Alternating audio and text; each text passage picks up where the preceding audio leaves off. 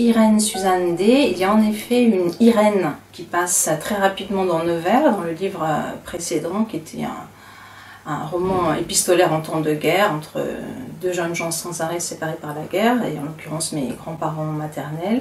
Et il y avait une occurrence vraiment fugitive d'une Irène qui était la sœur adorée de ma grand-mère, et je n'ai pas fait plus grand cas que ça à ce moment-là. Et le livre porte son prénom, enfin ses doubles prénoms, Irène Suzanne D. C'est l'histoire en fait de qui se cache en quelque sorte derrière ce prénom. Donc c'est une personne qui a existé, qui est née en 1920, qui est décédée à l'été 44, à l'âge de 24 ans.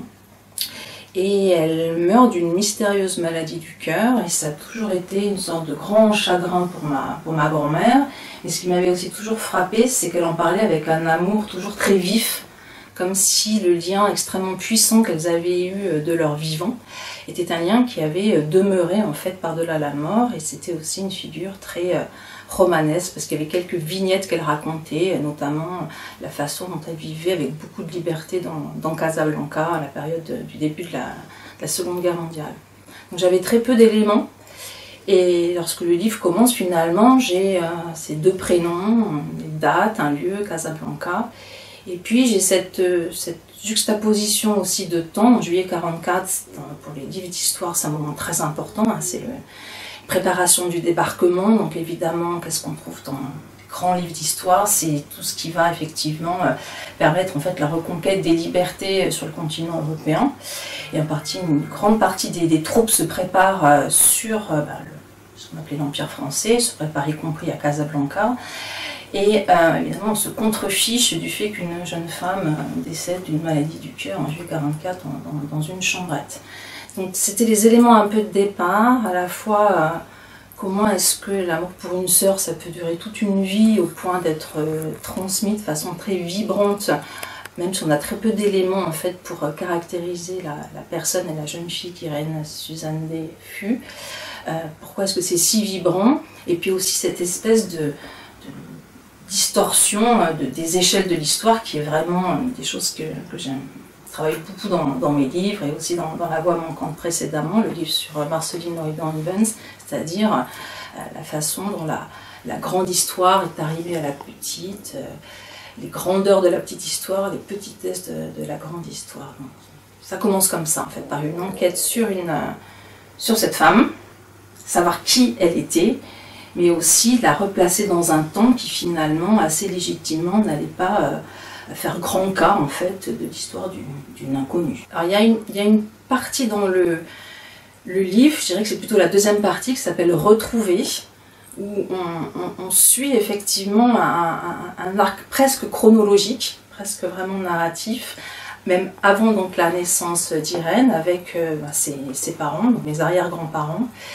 Et on suit en fait leur cheminement en quelque sorte, la rencontre entre une femme qui vient de Reggio di Calabria, qui a déjà émigré, qui reste bloquée à Montpellier, qui rencontre un jeune homme qui lui-même est métayer en fait, et qui lui-même est orphelin en fait de père. Donc deux jeunes gens qui se rencontrent dans un contexte particulier qui est la Première Guerre mondiale, et dans un contexte spécifique qui est que le protectorat en fait, de la France au Maroc est créé en 1912, 1914, la Première Guerre mondiale. Donc finalement, dans l'imaginaire de ces jeunes gens, l'empire colonial, et en particulier le Maroc, n'est pas très loin, en fait, de l'autre côté de la Méditerranée, quand on habite à Montpellier, commence à prendre corps et devient une possibilité, d'autant plus une possibilité qu'en fait, le gouvernement français essaye d'évacuer un petit peu les estropiés de la guerre notamment, et de faire du Maroc une colonie de peuplement.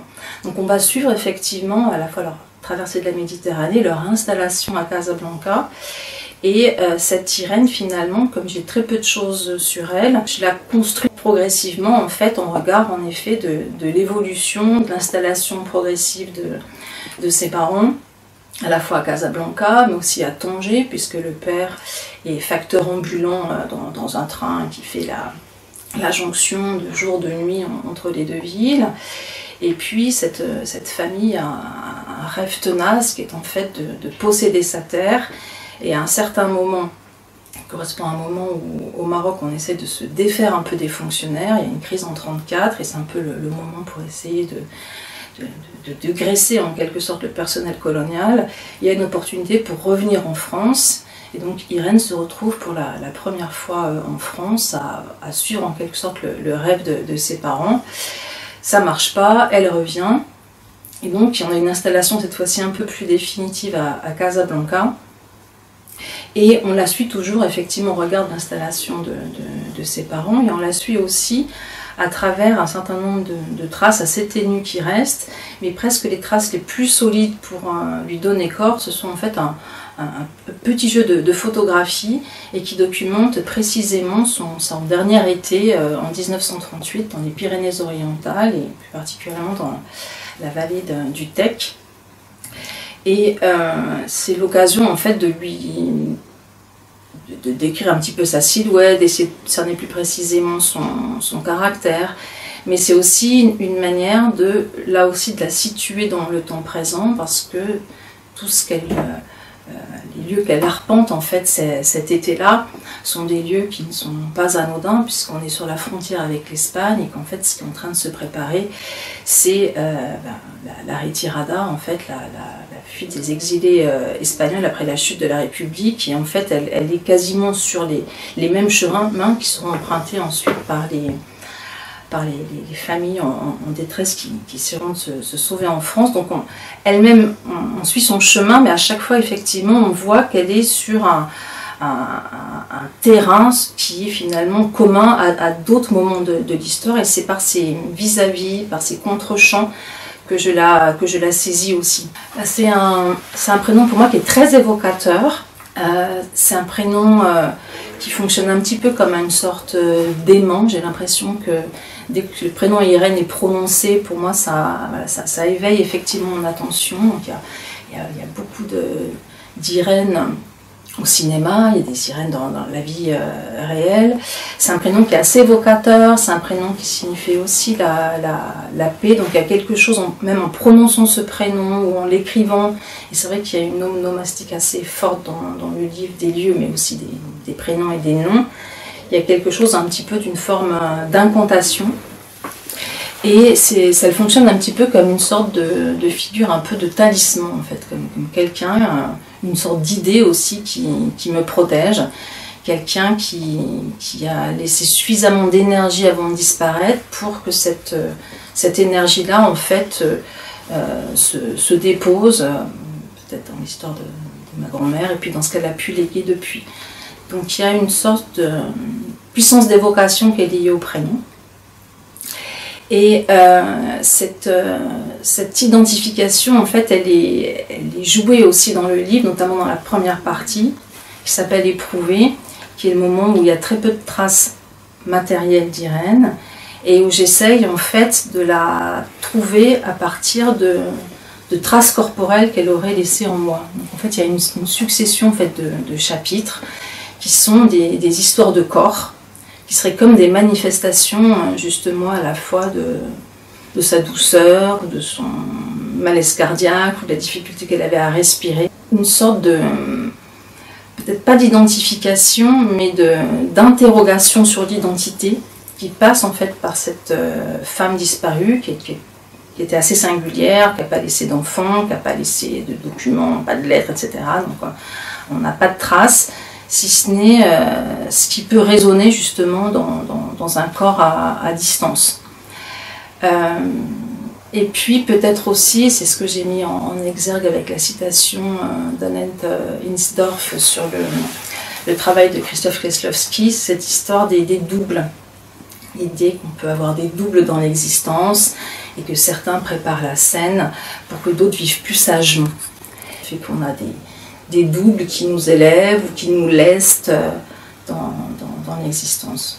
Les références de cinéma, elles ont dans la première partie où il y a moins de traces matérielles, mais elles vont finalement être une sorte de fil rouge pendant tout le livre. D'abord, comme j'ai un imaginaire assez visuel qui est assez porté par l'image-mouvement, j'ai fréquemment, quand j'écris, des associations avec des scènes de film, donc je travaille avec cet imaginaire-là.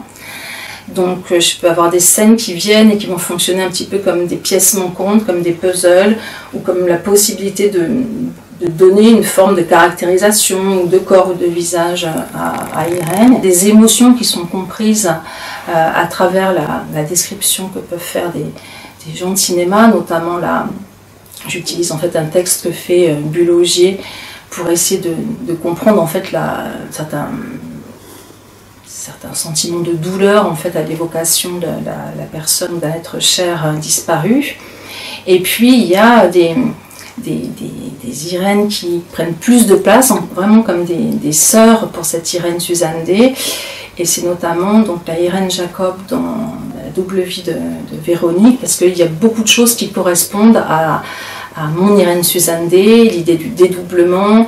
Physiquement, j'ai l'impression que ça pourrait presque être elle, quelqu'un assez prime sautier, une brune qui court vite, et puis qui a un talent en quelque sorte qui est entravé justement par une mystérieuse maladie du cœur. Donc je me servais aussi du film pour essayer de décrypter, voir des signaux justement de manifestation de la maladie, en particulier dans le film de Krzysztof Kieślowski. C'est une magnifique soprano, donc c'est presque quand le personnage atteint la note la plus pure, la plus haute finalement que son corps s'affaisse. Donc ça me sert un petit peu d'éléments de compréhension sur des éléments manquants. Donc parfois c'est manifeste, ça va être un chapitre, ça va être presque élucidé, explicité. Parfois c'est un fil qui est cousu, parce qu'il est pas mal question de couture aussi dans le livre. Et puis parfois c'est des petites énigmes, des jeux aussi avec la langue. Il y a notamment deux films classiques hollywoodiens. L'un parce que j'adore la fin, qui est le Contrebandier du Moonfleet de Fritz Lang, et c'est une fin qui ressemble un petit peu à ce que pourrait être, moi, la fin d'Irène Suzanne D, c'est-à-dire qu'on ne sait pas si la personne meurt, part, dort, enfin donc il y a une sorte d'interrogation sur ce qui se passe. Et puis un mélo magnifique de Léo McCarey qui s'appelle Elle et lui, qui est une magnifique histoire d'amour où les deux protagonistes se donnent rendez-vous dans 6 mois. Ils doivent chacun régler leurs affaires, les personnes avec qui ils vivent. Ils viennent d'avoir un coup de foudre, ils veulent vivre ensemble, mais il faut qu'ils règlent des choses. Ils ont rendez-vous à l'Empire State Building 6 mois après. Et elle ne vient pas. Et en fait, il y a une sorte de drame sur la raison pour laquelle elle ne vient pas. Et ce elle et lui revient plusieurs fois dans Irène Suzanne D, parce que cette Irène, je trouvais, avait aussi un amoureux qui a occupé son existence, son imaginaire, et qui disparaît brutalement, et sur lequel il y a toutes sortes d'hypothèses aussi sur sa disparition. Donc il y a une texture cinématographique qui est convoquée de manière différente. Et puis les chansons, c'est probablement là aussi parce que j'ai été élevée un peu à la demi, c'est-à-dire dans un monde où on parlait normalement, puis d'un seul coup quelqu'un se mettait à chanter pour décrire un univers du quotidien, donc il y avait une sorte de flexibilité entre la parole et le chant. Et donc dans le texte aussi, à certains moments, il y a des passages chantés en fait assez courts qui se tissent dans le texte et qui là aussi en fait viennent à la fois convoquer un imaginaire qui est partageable avec les lecteurs et les lectrices, mais aussi préciser peut-être certains types d'associations, notamment pas mal de chansons d'amour, essentiellement. Donc ça, c'est très présent. Il y a d'autres choses qui sont présentes, c'est aussi les photographies.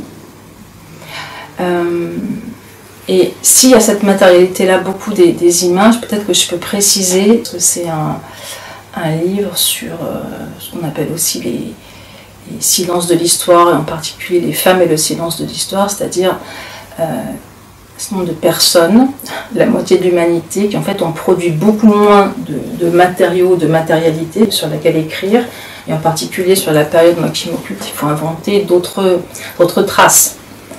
Pour les hommes, on va avoir des livrets militaires, on va avoir des registres dans des annuaires de la fonction publique. public, on va avoir des embauches parce qu'effectivement elles travaillent plus, il y a beaucoup moins de choses du côté des femmes sans profession. J'invente d'autres sortes de matérialités, donc les films, les chansons, mais aussi les photographies. Ça va être effectivement d'autres matériaux en fait pour rendre Irène et aussi ses doubles imaginés ou ses doubles de fiction ou ses doubles de destinée en fait plus concrètes. La question du livre, c'est que d'un côté moi j'hérite d'une sorte d'imaginaire complètement fantasmé du Maroc, c'est-à-dire de personnes qui sont déjà mixtes, comme je l'ai précisé, du point de vue social et du point de vue des origines, Italie, France, qui se retrouvent à arriver à Casablanca avec un certain nombre de rêves, probablement des choses qu'on leur a fait miroiter lorsqu'il s'agit de les envoyer dans cette colonie de peuplement. Et puis ensuite, ce qu'ils trouvent sur place, c'est à la fois la possibilité de s'élever, imagine-t-il, mais aussi une société qui est très structurée, très organisée en classe. Et l'imaginaire qui a été transmis est un imaginaire qui est assez proche en fait de l'imaginaire des cartes postales en fait, qui se développent aussi beaucoup au début du XXe, notamment dans ces colonies, où on a l'impression que c'est toujours des endroits complètement vides, des endroits exotiques, des endroits où il y a de la place, des endroits où on peut conquérir, etc. Et donc j'ai hérité en quelque sorte, dans le récit aussi ténu soit-il familial, de cette espèce de Maroc un peu vide, réduit à quelques lieux, quelques villes, quelques mêmes éléments dans la ville, notamment la piscine océanique de Casablanca qui représente une grande mythologie pour un certain nombre de personnes qui ont vécu à Casablanca parce qu'il y avait cette idée de la mixité sociale, la mixité des corps, des hommes et des femmes, et qui est le site sur lequel est aujourd'hui construite la grande mosquée à Hassan II. Donc il y a des choses très très précises qui vont caractériser cette ville, et j'ai essayé de trouver aussi comment c'était une ville qui était organisée à la fois avec l'implantation des colons, mais aussi en rendant compte de ces différences sociales, notamment avec une très grande présence alors, il y a des quartiers très chics, il y a des quartiers industriels, il y a des quartiers militaires, donc essayer de voir où cette famille un petit peu se situait. Donc j'ai reconstitué une sorte de Maroc au début du protectorat, plutôt entre 1919 et donc 1944. Je ne m'occupe pas tellement du Maroc entre 1944 et 1956 jusqu'à l'indépendance. Mais surtout cette période-là, je me suis quand même posé la question dans le contexte actuel qui est celui de ce qu'on appelle les études décoloniales, de comment moi-même ne pas recréer une mythologie du Maroc sans non plus être dans la déconstruction.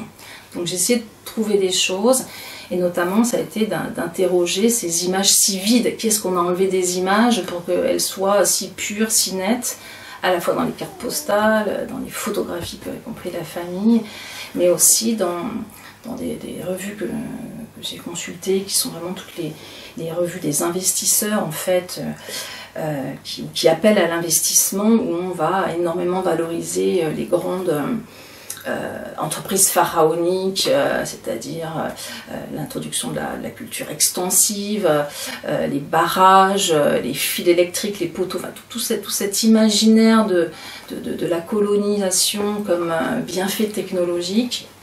J'ai essayé effectivement de rendre compte que ça fait partie du projet colonial, mais en le plaçant aussi à cet endroit, que c'est un imaginaire de la colonisation. Et ça m'a permis d'être aussi attentif à la façon dont, par exemple, certaines trajectoires qu'effectue Irène, notamment à un moment, elle va faire des études à Meknès. C'est magnifique, parce qu'elles sont ses parents, c'est un internat, on est avec... préparer son bac avec des garçons, des filles très loin des parents, ça a l'air absolument merveilleux, dans une ville qui est identifiée comme étant très moderne, avec des cinémas, des cafés, etc. Mais en fait, c'est une zone de peuplement qui est décidée de manière très délibérée à un certain moment par le gouvernement, qui essaye de créer qui a créé en fait une nouvelle région militaire, parce qu'on n'est pas très loin de l'Atlas, et que dans l'Atlas font partie effectivement ce qu'on appelle les rebelles. Donc voilà, c'est à la fois c'est pas une histoire du Maroc, mais il est très présent Et j'essaie effectivement de rendre compte de ces contradictions entre la nostalgie, voire le fantasme qu'ont pu en ramener ces petits colons, et puis ce qu'on peut effectivement trouver aujourd'hui avec les études des coloniales sur les frictions, les oppressions, un certain nombre de méconnaissances absolues qui permettent justement à ces colons, aussi petits soient-ils, en fait, de vivre avec peut-être relativement bonne conscience.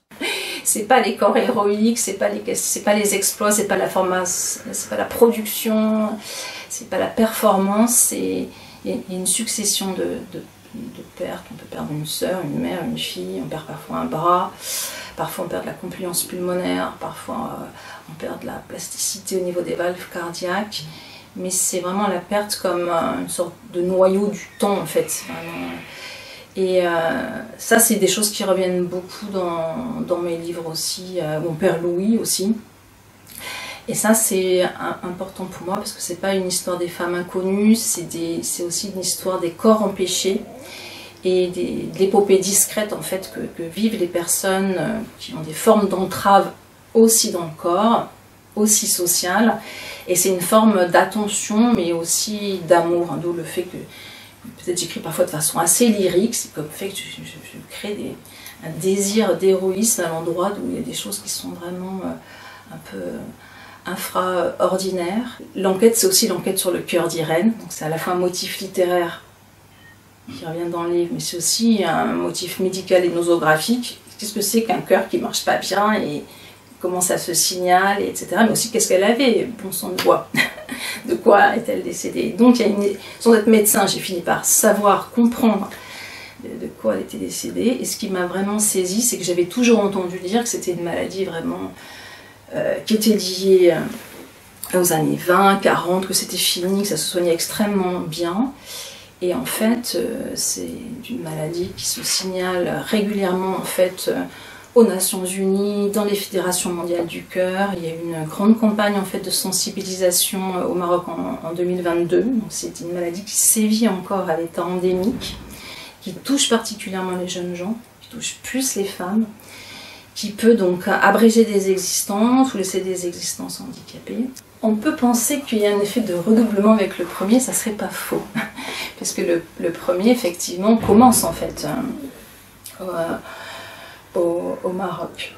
Ma grand-mère y est née, donc je pense qu'il y a cette partie d'imaginaire et c'est la seule partie la seule personne de la famille, ou partie de la famille en fait, qui est née, on va dire, hors de France. Et donc il y a eu un imaginaire très particulier qui était lié à cette vie-là, mais aussi parce que paradoxalement c'était une vie très, à la fois complètement rêvée. La piscine, le vélo, la modernité, l'idée que musulmans, juifs, catholiques, tout le monde vivait ensemble, que c'était merveilleux. Et en même temps, c'était un moment de vie complètement cabossé, avec des choses assez difficiles, et dans lequel c'est aussi, du point de vue personnel, dans lequel c'est aussi interpénétré la guerre, puisqu'en fait ça a été quand même, comme je disais, un bastion de préparation vraiment très fort du débarquement. Donc il y a eu beaucoup de registres émotionnels. Et donc, dans Nevers, en effet, je commence avec ma grand-mère qui vit au Maroc, qui rencontre un jeune homme, mais finalement, je n'étais jamais allée au Maroc ni à Casablanca. Et donc, dans Nevers, l'imaginaire du Maroc est très fort parce qu'il commence à s'écrire des lettres et donc à imaginer aussi qui l'on est à partir du Maroc. Mais pour ce livre, je suis allée au Maroc, mais surtout j'ai essayé de refaire presque tout le trajet d'Irène, c'est-à-dire, j'ai pas pris le bateau, mais je suis allée à Casablanca, à Tanger, à Meknès, j'ai remonté la vallée du Tech, je suis allée sur le Canigou, j'ai essayé de faire tous les endroits où il y avait un signe d'elle, et donc je pense que ça aussi c'était très important pour